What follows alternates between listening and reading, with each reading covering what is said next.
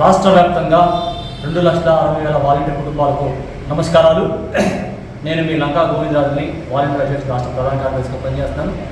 ఈ వీడియో చేయడం గల కారణం ఏమిటంటే, ఇప్పుడు దాకా నాకు చాలామంది చాలా మెసేజ్లు కూడా పెట్టారు. సరే, ఏమైనప్పుడు కూడా మనం ఎవరిని బలపరుస్తున్నాం, వాలంటీర్లు పెడుతున్నారు కదా, వాలంటీర్లు పెడుతున్నారు. కొన్ని చోట్ల వాలంటీర్లకి బలమే ఉంది, మనం ఇంకోళ్ళని గెలిపించవచ్చు కదా అనేది చాలామంది చెప్తున్నారు.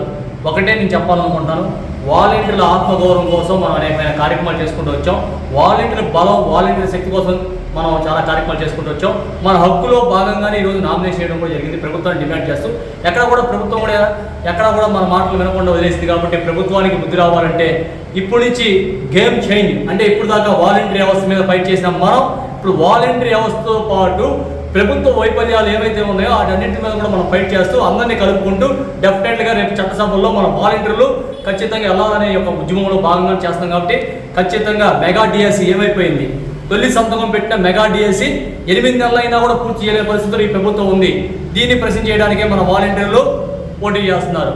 తర్వాత నిరుద్యోగ వృత్తి, గతంలో 2,000 ఇచ్చేవాళ్ళు, ఈ రోజు 3,000 ఇస్తామని చెప్పి హామీ ఇచ్చిన 8 నెలలు గడిచినా కూడా ఒక నిరుద్యోగ వృత్తి ఇచ్చే పరిస్థితి లేదు. దాన్ని ప్రశ్నించడానికి వాలంటీర్లు రంగంలోకి దిగారు. ఇంకా అలా చెప్పుకుంటూ పోతే నిరుద్యోగ సమస్య కాదు, మరి జాబ్ క్యాలెండర్ జనవరి 1 తారీఖు కల్లా జాబ్ క్యాలెండర్ ఓపెన్ చేస్తామని చెప్పిన వ్యక్తులు మరి జనవరి దాటి ఏ నెలలో ఉన్నాం, ఫిబ్రవరి కూడా ఫస్ట్ అయిపోయింది. ఇంతవరకు జాబ్ క్యాలెండర్ యొక్క డీటెయిల్స్ ఏంటి అంటే ప్రభుత్వం చెప్పలేని పరిస్థితిలో ఉంది. 20 లక్షల మంది ఉద్యోగాలు ఇప్పిస్తాం, ఉద్యోగం కలుపుతామని చెప్పేశారు. దావోసేలు వచ్చారు. దావోసేలు వచ్చిన తర్వాత చంద్రబాబు నాయుడు గారు ప్రెస్ మీట్ పెడితే మనకి ఎన్ని ఫ్యాక్టరీలు తీసుకొస్తారో, మనకి ఎన్ని ఉద్యోగాలు పెడతారో అని అనుకుంటే, నేను ప్రజలు నా మీద చాలా ఎస్టిమేషన్ పెట్టుకుని ఉంటారు, మేము అన్ని వాగ్దానాలు చేసాం, కానీ ఇప్పుడున్న పరిస్థితుల్లో ఏ వాగ్దానం కూడా అమలు చేసే పరిస్థితి లేదు.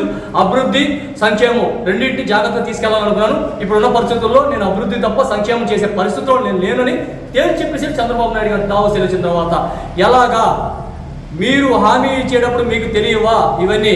వీటిని ప్రశ్నించడం కోసం వాలంటీర్లు ఎమ్మెల్సీ ఎన్నికల్లో పోటీ చేస్తున్నారు. ఖచ్చితంగా తూర్పుగోదావరి, పశ్చిమ గోదావరి జిల్లాలో వాలంటీర్తో పాటు శివగణేష్ గారు పోటీ చేస్తారు. అలాగే కృష్ణా జిల్లా, గుంటూరు జిల్లా గ్యాడ్జెస్ ఎన్నికల్లో జి మమత గారు పోటీ చేస్తారు, గంటా మమత. ఖచ్చితంగా వీళ్ళిద్దరిని కూడా వీటిని ప్రశ్నించడం కోసం వెళ్తున్నారు. కాబట్టి వీళ్ళందరికీ మన వాలంటీర్ అందరూ ఐకమత్యం చూపించండి.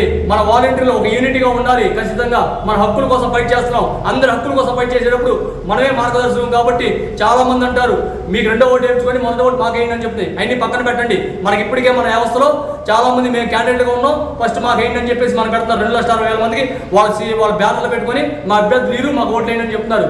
మేము ఒకటే అడుగుతున్నాం వాళ్ళందరినీ, వాలంటీర్ వ్యవస్థ మీద ఫైట్ చేస్తాం కాబట్టి ఫస్ట్ ఓటు వాలంటీర్లకు వేసుకుంటాం, 2వ ఓటు ప్రభుత్వ వ్యతిరేకత ఉంది కాబట్టి మీకే వేస్తాం అని చెప్తాం. ప్రతి వాలంటీర్ కూడా ఫస్ట్ ఓటు మనకే వేయించుకోండి, మనం వేసుకోవడం మన తోటి వాళ్ళతో కూడా వేయించండి, మన సత్తా చూపించండి. ఇప్పటికే మనకున్న సమాచారం చెప్తున్నారు, సచివాలయ సెక్రటరీ అంతా ప్రభుత్వానికి వ్యతిరేకంగా ఉన్నారు, వాళ్ళందరినీ అనుకూలంగా తీసుకోవచ్చు. ప్రభుత్వంగా వ్యతిరేకంగా ఉన్న ప్రతి వాళ్ళు కూడా మనకు ఓటేస్తేనే ఇది ప్రభుత్వ వ్యతిరేకం అని తెలిసింది. ఎందుకంటే వాలంటీర్లకి ఏ రాజకీయ జెండా లేదు, ఏ రాజకీయ పార్టీతో అనుబంధం లేదు. వాలంటీర్లు వాళ్ళ పొట్టగుడ్డు కోసం 8 నెలల నుంచి ఫైట్ చేస్తున్నారు.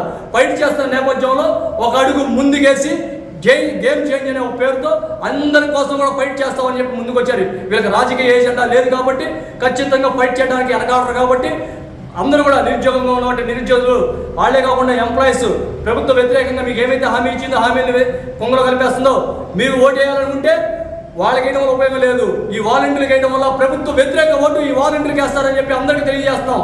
ప్రజలకి వ్యతిరేక ఓటు ఇది ఎవరికి? వాలంటీర్ వ్యవస్థకి ఓటు వేస్తే ప్రభుత్వానికి వ్యతిరేకంగా ఓటేసినట్టే.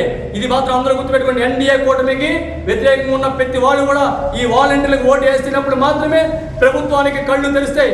164 స్థానంతో బలంగా ఉన్న మేము ఎక్కడైనా మేము సాధించగలం అనుకుంటారేమో, కానీ ప్రజాక్షేత్రంలోకి ప్రజలే అంతిమ తీర్పు ఇవ్వగలుగుతారు. ఈ ప్రజల్లో కూడా డిగ్రీ చదువుకున్న మీలాంటి వాళ్ళు తీర్పిచ్చే తీర్పు మీద ఆధారపడింది. కాబట్టి ఖచ్చితంగా ఈ 8 నెలల పాలనలో వాళ్ళు చెప్తున్న మాటలు, దొంగ మాటలను కూడా అర్థం చేసుకొని వాలంటీర్లకి మీరు బలంగా ఓటు వేయగలిగితే, మొదటి ప్రాధాన్యత ఓటు వేయగలిగితే ఖచ్చితంగా ప్రభుత్వ వ్యతిరేక ఓటు వాలంటీర్లకు పడింది, అందుకే వాలంటీర్లు గెలుస్తున్నారని ఒక నినాదం వెళ్ళగలిగితే ప్రభుత్వం ఇచ్చిన మాటని జాగ్రత్త పడుతుందని చెప్పి మేము తెలియజేస్తూ అందరికీ నమస్కారం.